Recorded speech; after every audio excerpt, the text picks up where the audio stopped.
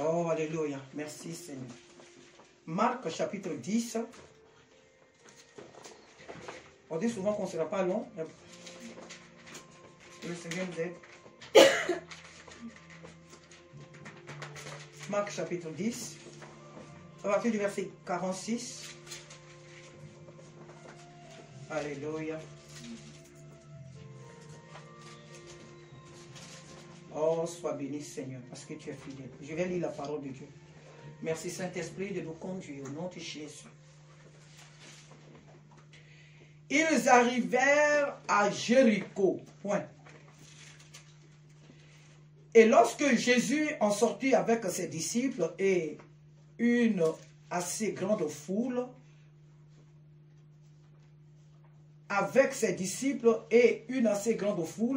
le fils de Timée, Bartimée, mendiant aveugle, était assis au bord du chemin. Il entendit que c'était Jésus de Nazareth et il se mit à crier, « Fils de David, Jésus, aie pitié de moi !» Plusieurs le reprenaient pour le faire taire, mais il criait beaucoup plus fort, « Fils de David, aie pitié de moi !» Jésus s'arrêta et dit, « Appelez-le. » Ils appelaient plutôt l'aveugle, en lui disant, « Prends courage, lève-toi, il t'appelle. » L'aveugle jeta son manteau et se leva d'un bond, vint vers Jésus. Jésus prenant la parole lui dit, « Que veux-tu que je te fasse ?» « Rabboni, lui répondit l'aveugle, « que je recouvre la vue. » Et Jésus lui dit, « Va, ta foi t'a sauvé. » Aussitôt, il recouvra la vue et suivit Jésus dans le chemin. Amen. Le message de ce matin a pour titre « Fais ta part ». Alléluia. Fais ta part. Ici, nous avons l'histoire d'un homme. La Bible nous parle d'un homme qui est le fils de Timée.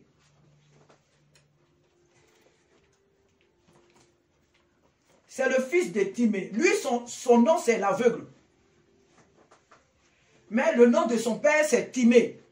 Et lui, ils lui ont donné pour nom l'aveugle. La Bible nous dit qu'il était assis au bord d'un chemin. Et au bord de ce chemin, Jésus passait avec ses disciples. Et Jésus, quand il passe quelque part, il y a toujours une grande foule qui le suit. Alors Jésus passant par ce chemin-là, avec cette grande foule, Bartimée a entendu, il était aveugle, mais il n'était pas sourd. Donc il a entendu certainement que c'est Jésus qui est en train de passer là. Bartimée dit, c'est aujourd'hui. Ma vie, ma destinée, c'est aujourd'hui qu'elle va s'accomplir. Ce que j'attendais depuis, c'est aujourd'hui que cela va s'accomplir. Alors, Bartimée réunit toutes ses forces. C'est une foule, c'est pas facile d'attendre quelqu'un d'attendre une seule personne qui crie au milieu d'une foule. Ce n'est pas facile. Alléluia. Mais notre Seigneur a les oreilles. Alléluia. Et il entend au milieu d'une foule, il entend nos voix. Il sait qu'il parle. Au milieu d'une foule, quand tu parles, Dieu sait que c'est l'une qui est en train de parler, c'est Gédéon, c'est elle ou c'est elle. Jésus reconnaît toujours nos voix au milieu d'une foule. Alors, la Bible dit que Jésus passait par là, avec cette foule, et Bartimée s'est mis à crier. Ils ont même mis des points d'exclamation. Fils de David, Jésus, fils de David. Jésus de Nazareth. Au bord du chemin, il cria. Aie pitié de moi. Cela fait des années que je suis là. Il y a eu des prophètes en Israël. Il y a eu des gens ici qui se sont proclamés des prophètes, mais ils n'ont pas su me guérir. Jésus, fils de David, aie pitié de moi. Et la Bible nous dit que lorsque Bartimée a crié, Jésus s'est arrêté. Il a entendu la voix de Bartimée et il a dit à ses disciples, amenez-le-moi ici. Quand ils sont allés le chercher, ceux qui sont allés le chercher même lui ont dit, prends courage, il t'appelle. Et Bartimée est arrivé à Jésus. Quand il arrive auprès de Jésus, Jésus va lui poser une question. Que veux-tu que je fasse pour toi? Pourquoi est-ce que tu as crié mon nom comme ça? Tu m'as appelé jusque même dans mes origines. Tu n'as même pas dit Jésus, fils de Marie, ou fils adoptif de Joseph. Tu dis fils de David. Oh, David. Et Jésus, il y a un grand temps qui le sépare. David a vécu plusieurs siècles avant Jésus. Plusieurs siècles avant Jésus. Je ne parle pas de Jésus Dieu. Je parle de Jésus homme. Donc Jésus est venu beaucoup plus tard. Mais cet homme qui était aveugle, il va appeler Jésus dans son origine. Jésus, fils de David, aie pitié de moi. Alors il arrive, on l'amène au pied de Jésus. Et Jésus lui pose la question. Que veux-tu que je fasse pour toi? Alors il répond à Jésus. Rabouni, ça veut dire maître, lui répondit l'aveugle, que je recouvre la vue. Que je recouvre la vue. Et la Bible dit aussitôt, il recouvra la vue et suivit Jésus dans le chemin. Comme je venais de le dire tout à l'heure, le thème de notre message, c'est « Fais ta part et Dieu fera le sien ». C'est ça? C'est le bon français? Et il fera la sienne. Alléluia. Fais ta part et Jésus fera la sienne. Alléluia. Il nous revient toujours en tant que peuple de Dieu de faire notre part. On pense que comme on est enfant de Dieu, Dieu doit tout faire. Bien sûr que Dieu doit tout faire, mais il y a des tout que Dieu ne doit pas faire. Pas qu'il ne peut pas, mais il nous laisse cette responsabilité-là de faire ce que nous devons faire. Ce qui est à notre portée. Si Bartimée n'avait pas crié à Jésus, il n'aurait pas reçu cette guérison spontanée.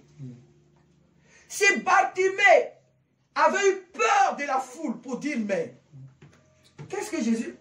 Est-ce que Jésus va entendre ma voix? Avec tout ce monde-là, avec tout ce monde qui passe là, comment est-ce que Jésus peut m'entendre? Mais il sait que Jésus est Dieu. Il sait que Jésus est le Fils de Dieu. Il sait que Jésus est capable de voir dans les profondeurs des choses. Il sait que Jésus voit une fourmi noire sur une pierre noire, dans une chambre noire. Il sait qu'il est Dieu. Ah donc, il est capable d'entendre même sa petite voix au milieu de la foule.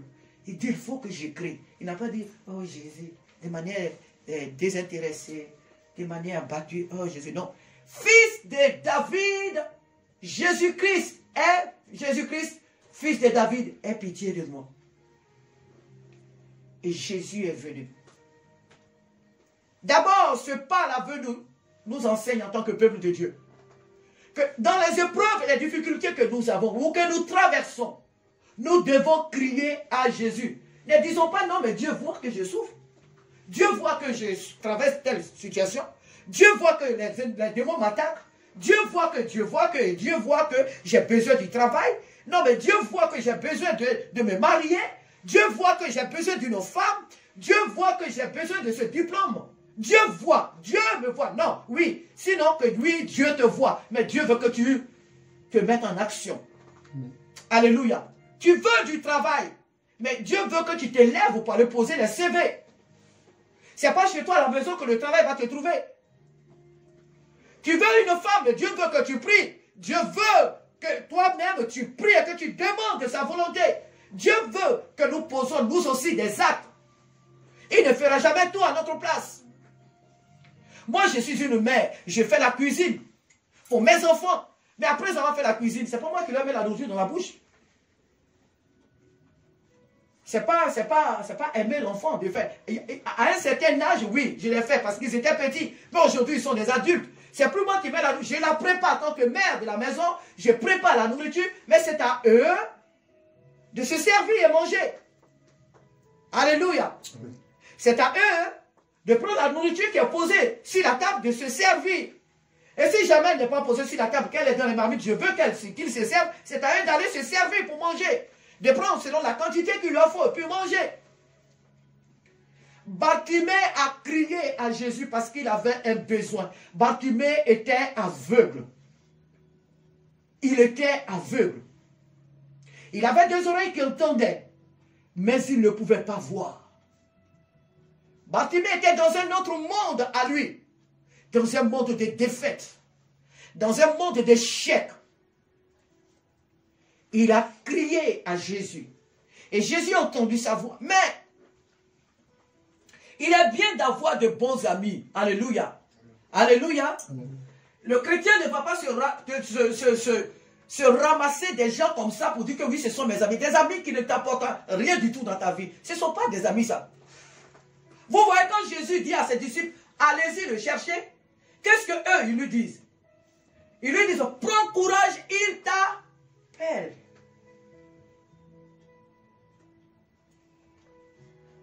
Il lui dit, prends courage.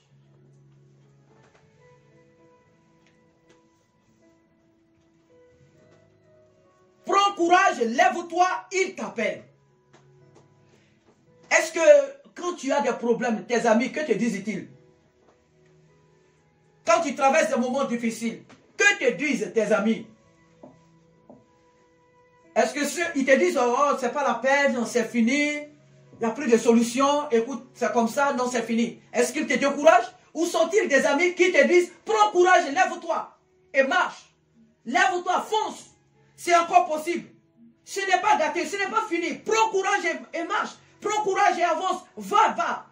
Oh non, moi je cherche du travail, je ne trouve pas. Moi je cherche une école, je ne trouve. Ah, moi je cherche une femme, je cherche à me marier, mais je n'arrive pas. Non, je cherche à faire telle chose. Je cherche à créer ma société, mais je n'arrive pas. Je cherche à faire ça, mais je n'arrive pas. Et ton ami là, ou tes amis là, que te disent-ils quand tu leur parles de toi, tes problèmes? Quels sont les conseils qu'ils te donnent?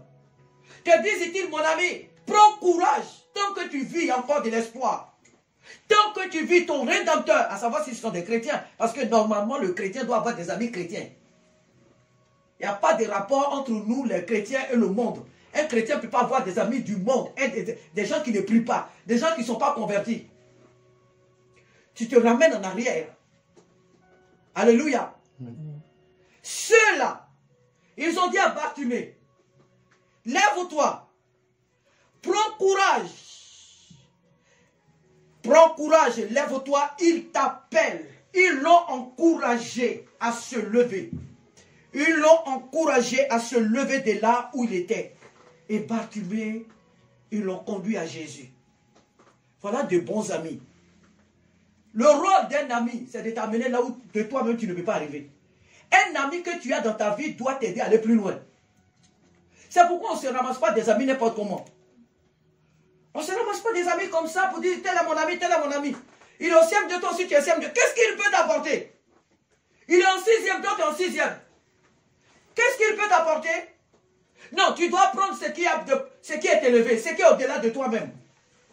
Tu dois avoir un ami qui sait plus de choses que toi, qui a plus de connaissances que toi. Il pourra t'apporter quelque chose. Mais quand toi et ton ami, là, vous êtes dans la même classe, vous êtes au même niveau, qu'est-ce qu'il t'apporte? Il ne peut rien t'apporter, puisque vous avez la même connaissance. Vous avez la même chose. Ils ont encouragé Bartimée. Ayons des amis qui sont capables de nous amener plus loin. C'est pourquoi un enfant de Dieu doit d'abord prier. Quand il a besoin des amis, Seigneur, donne-moi des amis. Quand Dieu va te donner un ami, celui-là, ce sera véritablement un ami. Il va te donner des conseils. Les idées même que toi-même tu n'as pas là, il va te les donner. Il va te booster. Il va t'encourager. Là où tu es découragé, il va te porter. C'est ça qu'on appelle un ami. C'est ça, le sens d'un ami. L'ami doit être là quand tu as besoin de lui. C'est pas celui-là qui vient t'enfoncer. Oh non, c'est vrai, le maître a dit, viens, mais oh, toi, reste là. Le maître a beaucoup de choses à dire, reste là. Et puis ils vont aller vers Jésus, non, il ne veut pas venir. Non. Lève-toi, il t'attend, il t'appelle. Ensuite, Bartimée vient. Mais est-ce que Jésus ne voyait pas que Bartimée était aveugle? Mais Jésus lui pose la question. Que veux-tu que je fasse pour toi? Tu veux que je fasse quoi pour toi? Et Bartimée, il n'est pas là comme l'autre monsieur là qui dit, c'est depuis 38 ans je suis assise là, et puis quand les autres s'en vont, je n'ai personne pour m'aider, et ceci, cela. Le paralytique, non, non, non, lui, Bartimée, il va tout droit. Il dit, je veux voir. C'est ça mon problème, je veux voir. Il ne fait pas ça, fait depuis des années, je suis assis là, et puis je ne sais pas, de secours, personne ne m'aide. Il dit, je veux voir. Aujourd'hui, j'ai vu Jésus. Je veux voir, c'est ça mon problème. Souvent, nous, en tant que chrétiens, on aime trop les détours dans nos prières. On aime trop raconter je ne sais pas quoi dans nos prières. On aime trop des prières, je ne sais pas. Hein? Tu as un sujet de prière, tu vas devant le Seigneur, voilà mon problème. Mais oui, son excellence, tu es le roi des rois. On veut amadouer Jésus. Tu es le Seigneur des seigneurs, l'alpha et l'oméga, le commencement. Et puis lui, il est là, il regarde. Lui, il sait pourquoi tu es venu. Il sait pourquoi tu es là. On passe d'abord dans tout ça, et puis maintenant, vers 17h, 18h, là, maintenant, on arrive. Seigneur, je veux du travail. Mais c'est à cause de ça, depuis là, tu étais là. Je sais que tu m'aimes. Je sais que tu sais que.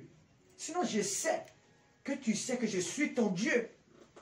Je sais que tu me crains. Je sais que tu m'aimes. Je sais que tu m'adores. Je sais que tu es mon enfant. Tu ne m'as pas parlé aujourd'hui, mais aujourd'hui, là, tu es venu pour un problème. Si tu es venu pour une prière de louange et d'adoration, ça c'est autre chose. Mais aujourd'hui, là, tu es venu m'exprimer ton besoin. Va tout droit. Dis-moi exactement ce pourquoi tu es là. Seigneur, je veux voyager. Seigneur, j'ai besoin d'argent. Seigneur, je veux me marier. Seigneur, je veux faire ça. Disons les choses clairement au Seigneur et arrêtons de l'amadouer.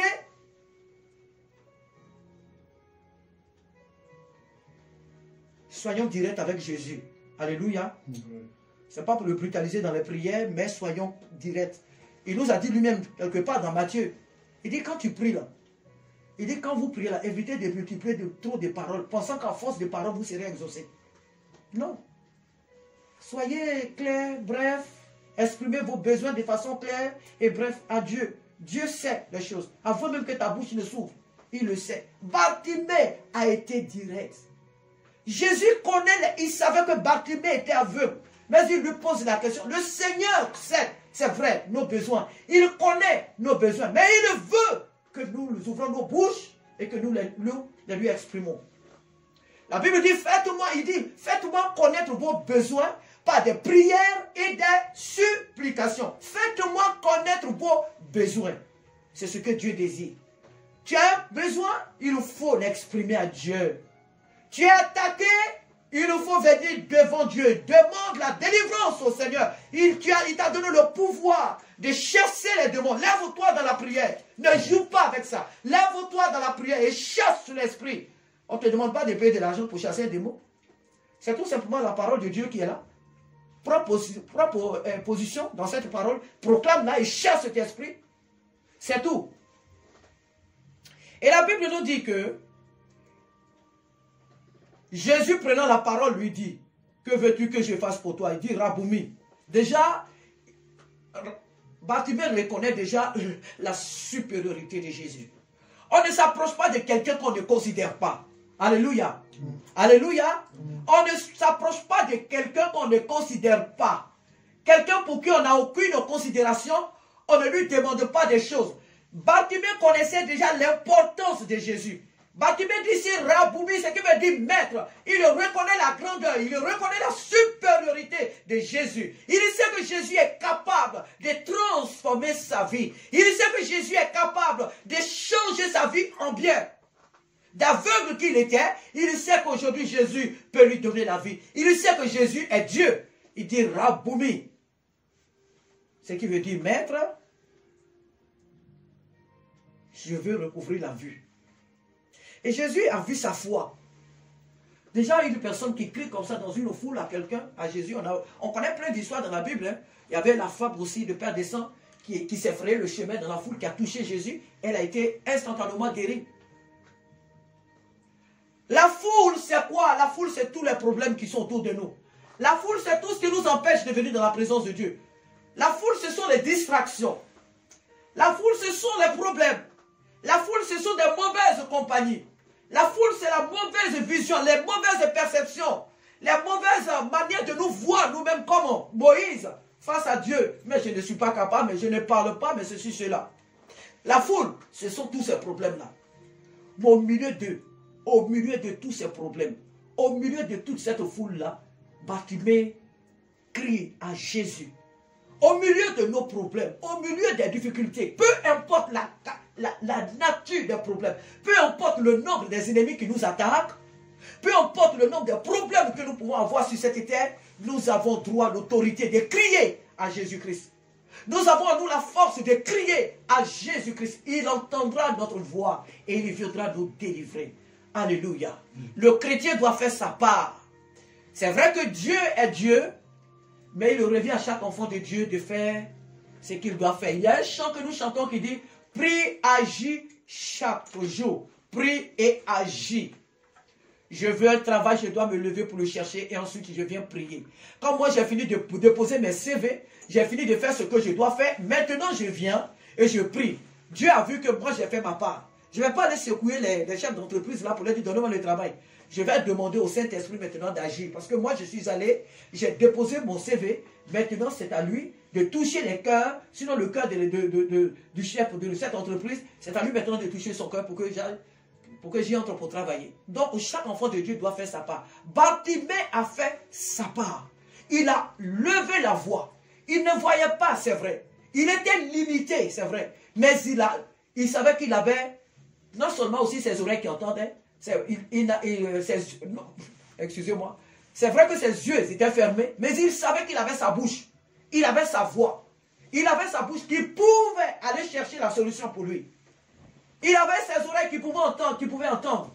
Et sa bouche qui pouvait aller chercher la solution pour lui. Alors il a ouvert cette bouche et il a envoyé sa parole. Oh, la Bible nous dit quelque part. Il a envoyé sa parole et sa parole est guérie. Oui, la parole est guérie. Bartimée a envoyé sa parole. Nous savons que la parole c'est la personne de Jésus-Christ. Oh, alléluia. Mais Bartimée, lui, il a envoyé sa parole. Et cette parole lui a procuré quoi? La guérison.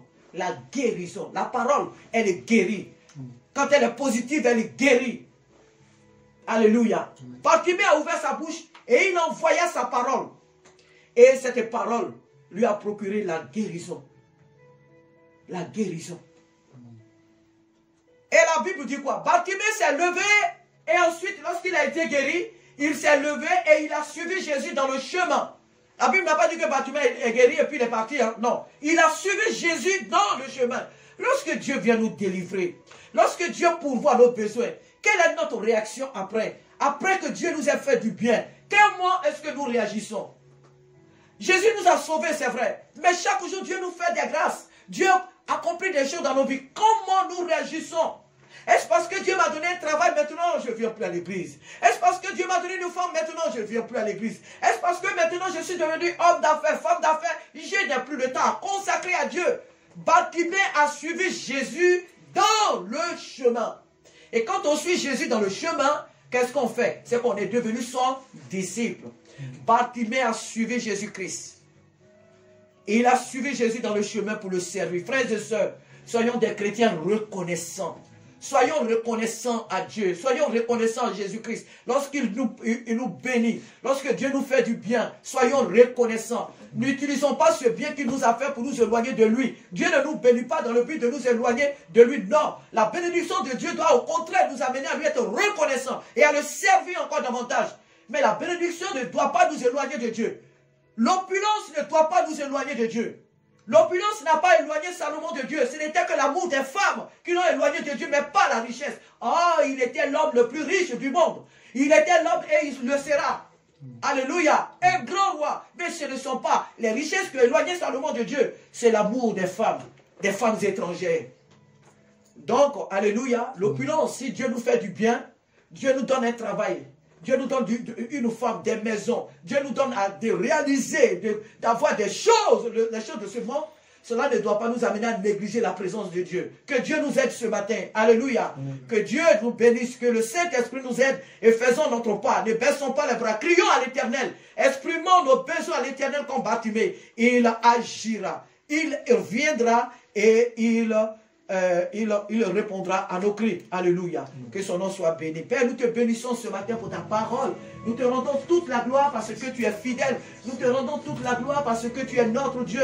Merci Saint-Esprit pour tout ce que tu fais, pour tout ce que tu feras. Que toute l'élévation te revienne, Père, parce que tu es fidèle. Alléluia. Merci Jésus. Merci Jésus. Merci Jésus parce que tu es fidèle. Alléluia. Amen, amen, amen, amen. Notre Dieu, notre Père soit béni ce matin. Parce que c'est toi qui libères, c'est toi qui restaure.